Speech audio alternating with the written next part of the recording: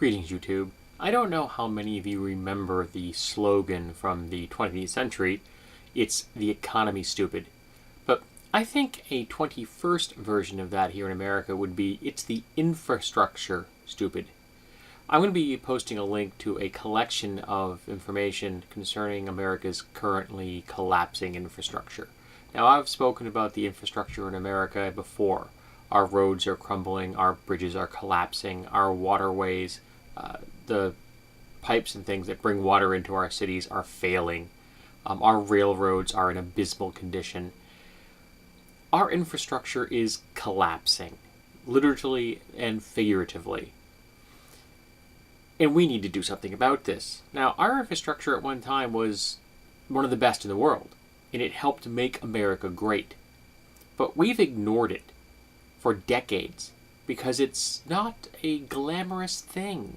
It isn't a way to get yourself elected, saying, I want to spend tax dollars in making sure our roads are safe, or I want to make sure all the bridges get properly inspected. Those are not the kind of things that get you votes on election day, and yet they should. These are the things that we need to make sure are vitally secure and up to code and in full working order, and they aren't. And because of that, America's going to start losing in a very big way. We can't run a modern economy without the infrastructure to match it.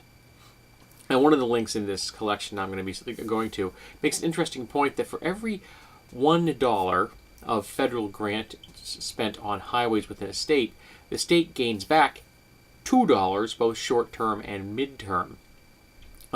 So that right there is an indication that, maybe spending tax dollars on our highways is a good thing to do. I know I'm a full supporter of having roads that work. I would love to see a light rail system in America. That would be just keen. I would like to see functioning public transportation systems in America. I mean, I have a friend in Britain, the Gentleman Gamer, who has no license. Why? Because he doesn't need one. He's never driven a car because he lives in a place that's civilized and allows him to get from home to stores to work and back again on public transportation. And he uses it every single day. We need that ability in America. Yes, I realize that there are many small places that would not work, and I accept that. America's full of lots of rural places. But more and more of us are living in cities, and those cities, for the most part, have horrible public transportation systems. My city, for example, is just despicable. I mean, it's like every year the public transportation system we have, which is mostly buses, pretty much all buses, seems to get smaller and less usable because they say, well, ridership's down. So their answer is to cut routes, which drives down ridership.